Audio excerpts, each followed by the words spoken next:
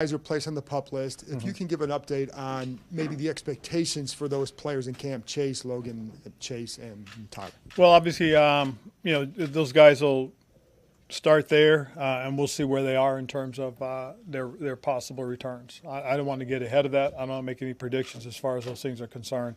But, I think specifically as you go through it, Chase Roulier, has had some really good sessions. He looks like he might be the first one off a PUP. Tyler Larson has had some good ones as well. He's a little further away than Chase Roulier. I thought Logan has looked really good as well. You're not quite sure, but he'll be down the line a little bit. And then Chase Young obviously is probably the one that there is most concerned as far as the time is concerned because he had a serious injury. I mean, and he had it late in the year. He's been working hard. His rehab has been going well from what we've seen and what we understand. But you never really know until you get your hands back on him. But Chase Young is probably the one that's going to take the most time. I mean, it was serious, obviously, and anytime you're talking about an ACL, it just is down the line. So we'll have to wait and see on that one. And then now, as year 3 for you, how are you feeling entering camp? Just about what you saw from the spring and your expectations for the season. Well, it's a little different. I know I had my expectations when we first came out of the regular season from last year, going forward. But now having a quarterback of Carson's stature, Carson's ability, we kind of changed our focus a little bit. So I'm pretty excited to see where we are exactly as a football team now that we'll be in pads. We'll have preseason to gauge some things off of. But I do like where we are. I do like who we are, and I like our potential. Ron, this is your first normal training camp in your 3 years here. What does it mean to not have the restrictions you've had to deal with the last couple of years? What do you think that will do for the team, and also from a coaching perspective? What do you think will potentially change? I didn't look at it that way, but now that you bring it up, I'm very excited. I mean, I'm a lot more excited than I have been in the past, just because there is some normal to this. Being able to see the guys, greet the guys, be around the guys, have you guys here, for that matter. I mean, it is. We have warned them about you guys, so don't worry. But it's good. It really is, and I expect us in terms of really being able to engage with our players and develop the type of relationship that you need going forward. And last year you talked a lot about the need for more maturity and discipline, maybe with certain players or certain units or whatever. How are you kind of sensing this team? And you also talked about it last year going into the season, having had the success you had. What's your view of that with this team right now? I don't, last year I did talk about maturity, and that was a concern for me going forward. This year I really just think now it's about the experience. We're a younger team. We played a lot of young guys last couple of seasons, and I'm very curious to see where we are and how we have developed as far as our skill sets in terms of the different positions that we have. Ron, you say you like the potential of this team. You've been saying all along this is such an important year to see the growth, to see the direction of this franchise. Is it fair to say it's playoffs or bust? I mean, is that... No, it's not. It's fair to say we expect to win, and we'll leave it at that. Okay. Every team has a different motto, like keep pounding or finish the fight. Do you guys have a specific motto or rallying cry that you're going to be focusing on this year with the team? Well, I haven't talked to the players about that yet, so I'll wait till I talk to them. Okay. You guys have been really careful about not giving a timeline on Chase Young. Is there something in kind of his rehab that caused? Was there any kind of setback, or is this just kind of expected? The biggest thing is we don't put timelines on those things. It's unfair. You put pressure on people to try and accomplish that and get to where they're supposed to be before they should be, and it could cause something. But as I said, though, with Chase, and for the most part, all those guys, when they're ready, they'll be back on the football field. But I did say, Chase is, the seriousness of his is there.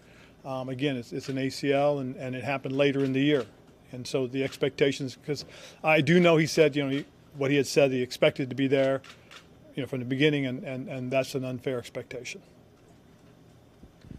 Going back to the experience aspect, what are some of the things you're looking for in camp to show you that this team is ready to take the next step, that they have that experience in place? Well, the experience of working together, playing together, practicing together, developing together.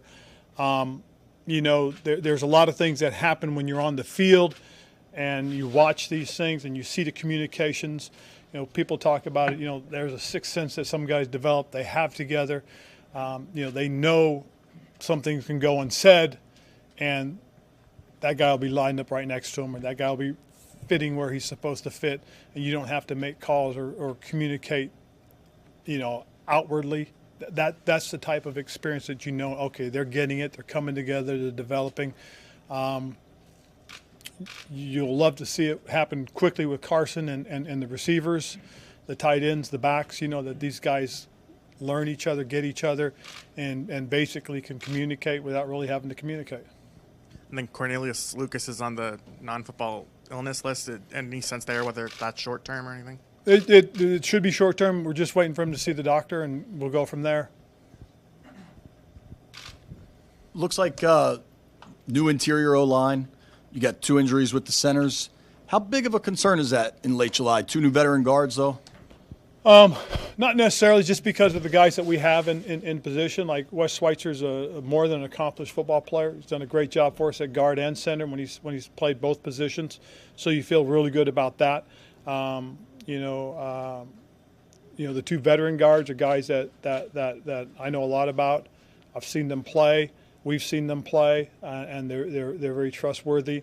We like the depth at that position. I mean, what we try to do is we try to have 10 guys that we feel good about, and we do. In fact, we feel like we have 12 guys that we feel really good about as far as that group's concerned. So, and we did that on purpose. Last couple of years we've had really good line play in spite of the amount of the injuries we've had on the offensive line. And again, it's a credit to the coaches. I think what Coach Maskell and Coach Wharton have done with those guys has been really good. And then with Chase on the shelf for now, whatever it is, how does that impact Montez and maybe expectations? He was coming on strong and then had the personal stuff last year. He had COVID and he had the personal situation. But I think the biggest thing and the best thing as far as Montez is concerned is, we just expect him to play to his abilities. We don't need more out of him than anything other than for him to do things that he's capable of. We need some other guys on the other side to step up. I think Casey's going to get an opportunity. James Smith will get an opportunity. We got a couple of young guys from last year that show their potential in BK and Shaka, so those guys will have to step up. And we got a veteran in F.A. Obata who's a very reliable guy. So until Chase is ready, we feel those guys have got to step up and produce for us. With the linebacker group, how comfortable do you feel with that group, and with the depth especially? Do you expect to sign anybody else? Well, we feel very good about the group. We like who they are. We think they fit for what we want to do and how we want to do it. We're going to see what we got the first week before we make any decisions in terms of a veteran guy. We feel we got, again, like I said, a pretty good group that fits what we want to do. And probably the biggest thing is it's not just about the linebacker per se, as much as what we plan to do with the Buffalo position as well this year. Speaking of that, with some younger guys in the secondary, do you expect that group and how they're used to look quite a bit different from last year? That'll be something that we're going to expect from that group of guys. Ron, obviously when you come in the first year, there's not a lot of pressure. You're here for a reason. There's a change in administration. Do you and the coaching staff feel pressure to make that step forward and show the results of all you've been through over the last couple of seasons? I think the pressure more so than anything else is just winning, is being successful. And if it comes to a number, then so be it. But as far as we're concerned, it's about going out there, playing hard, playing physical, and doing the best you can to win. In the 3 years you've been here, every summer there's been, the organization has been in the news. Has that become normal? And I guess, how do you kind of think about that or deal with that as it's going on when you're not here, maybe all the time? If I'm not here, I ain't worried about it. I'll tell you that right now. It's almost to be expected. to be honest with you. And it goes in cycles.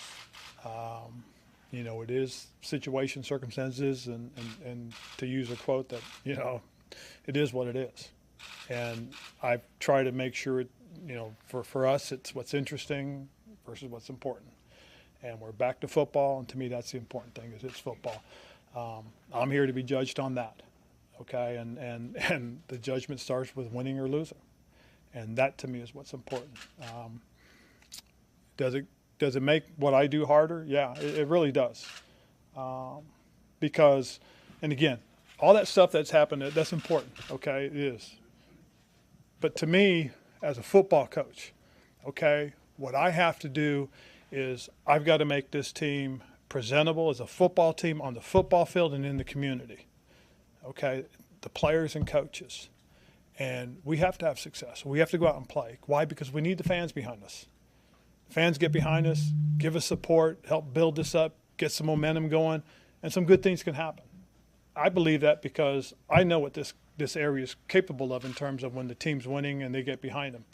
I remember playing against, Coach Gibbs' teams and just how impactful it is when that stadium's rocking. So that's what we have to do.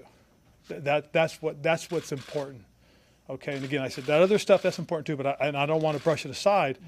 But that constantly, being in the news and people putting in the news makes it hard for what we do. And again, I'm not saying it's not important, okay, because I know somebody's going to say, oh, look, I'm trying to. I am, because I want to get the fan base back. And I don't want people mixing up what happened back then with what we're trying to do as a football team, okay? Appreciate us for being the football team, and the other stuff is over there. That's what I'm hoping. Other than building a successful football team that wins games, have you, I guess, found any other strategies in terms of trying to push that forward and trying to, I guess, recapture that fan base? Well, the biggest thing is now that we're back is being able to get into the community. That was a big part of the things that we were involved with when I was in Carolina. Because, the one thing I learned from when I played for Mike Ditka was you got to give back to the community. You just can't always take as players and as a team. You've got to give back. And so trying to get back into the community, being part of the community, that'll be important for us, this next year, these next couple of years, next 3 years, whatever it is. Because, again, that's how you build it. I mean, to me, it's, if you don't give back, then why would they want to come and see you play? So that's the next big thing for us as far as I'm concerned. Logan's injury came a month after Chase, but you think he's ahead of Chase right now. What's the reason for that separation, that flip-flopping? Different type of injury. They're different. Yeah. In terms of Terry McLaurin, getting him back, how does he look to you? I know he hasn't gone on the field yet, and then what does that do for the overall team morale, offensive morale? Well, I think it looked great. I mean, just from the reaction we got when we did sign Terry, and to some of you guys' point, and appreciate how some of you guys knew that was coming. Thank you. It was good. I mean, he looked good. He was in great spirits. It's exciting. And like you guys, I followed them on Twitter and got to see their posts when they were all out in California. I thought that was cool. I really did. And it just kind of spoke to what that group of guys can do. So I'm excited about it. You bring up, the tight ends, and with Logan, still on the PUP list. What does that do for like John Bates, some of these other tight ends out here looking to make a name for themselves? Well, what it does, it's going to give us an opportunity to see what those guys look like as ones and twos now. Because going in this, if Logan was healthy, they'd be twos and threes. Now these guys are going to get an opportunity to step up. They're going to get a lot of reps with the first group, with the second group. So we'll really get a chance to see them compete and see where they are as a young group of players. I mean, this is. Like I said, you look at it, and once you get past Logan, I think John's the one with the next most experience, and that's only one full year. So it's a young group. They're going to get a lot of reps. And a lot of people make a lot of a deal about the top of the receiver position, and rightly so. But what do you think about the bottom of the receiver position? And how the potential competition that's going to exist there? I think the positions, guys at positions 5, 6, and 7. It's going to be very competitive. I really do. I mean, it's a good group of guys. They're athletic. They've got a lot of good speed, and they're going to get opportunities to show us what they can do. I said this, during OTAs and minicamp. It's also going to give Coach Turner and the offensive staff an opportunity to expand on the plays. It's going to open up the playbook a little bit more. Carson has a different type arm, and I think it's going to be real interesting as we go through practice to see exactly just how it's going to help us. Maybe you don't view it this way because you're a coach, but you do have a lot of spots already locked in, the guys that you would kind of circle as automatic starters. What does that do for you as a coach, just kind of knowing that you have a lot of spots already kind of determined? Well, I think going into it, you're confident about those guys, and there are some spots that we got question marks, obviously, that we got to get those things answered, and a lot of it also is going to be predicated on what we're doing. Offensively, there's going to be, like I said, some things going to be opened up as far as the playbook is concerned. It's going to get a little bit more broad in terms of some of the vertical things we can do, and we'll see how that impacts us and who's effective at it. I mean, is how much more effective does it make Diami? How much does it help our underneath passing game? What does it mean for Terry having that kind of threat there with Diami and Jahan and Curtis and you go down the list of guys. So those are all the things that we have to get answered. I mean, we'll have to see how that helps us, how it mixes up and makes things open up in terms of what we want to do.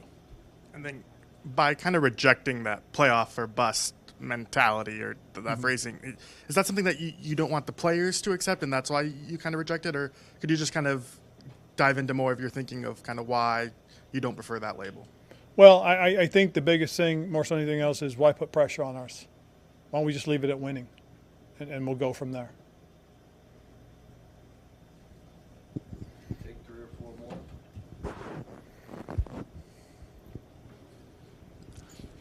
4 more. Carson Wentz, obviously, that's the big move of the offseason for you. What's the biggest thing that you need to see from him during this training camp? I think more so than anything else, it's just the continued growth that we've seen. Him getting comfortable with what we're doing as far as our offense is concerned, him being comfortable with the players around him, and I think that we're off to a good start.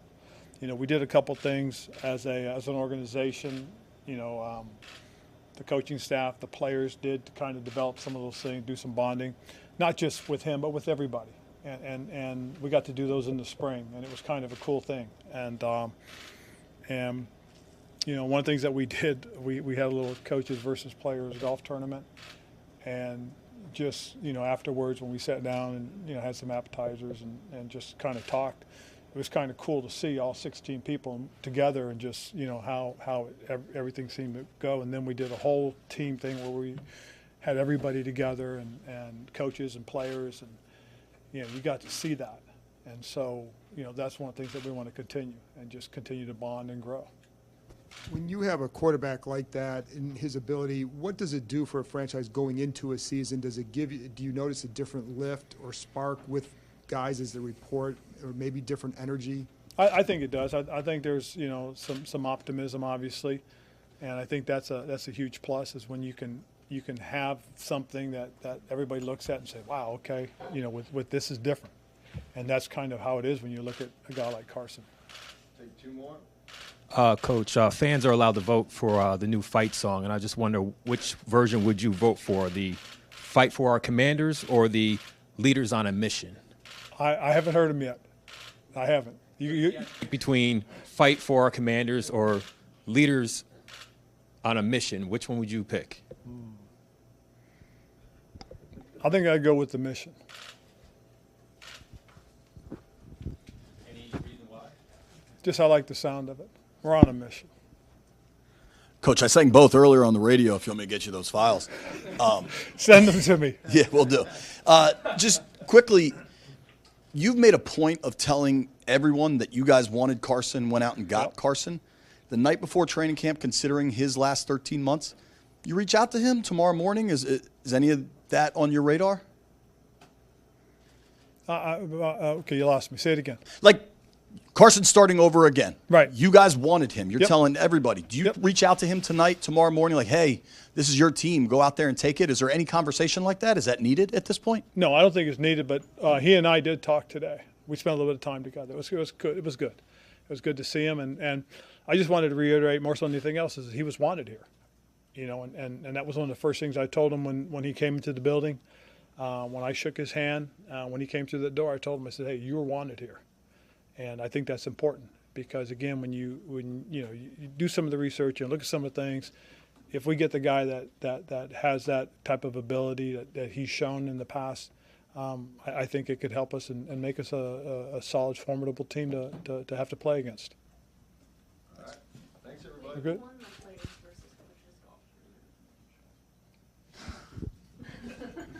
It's a secret.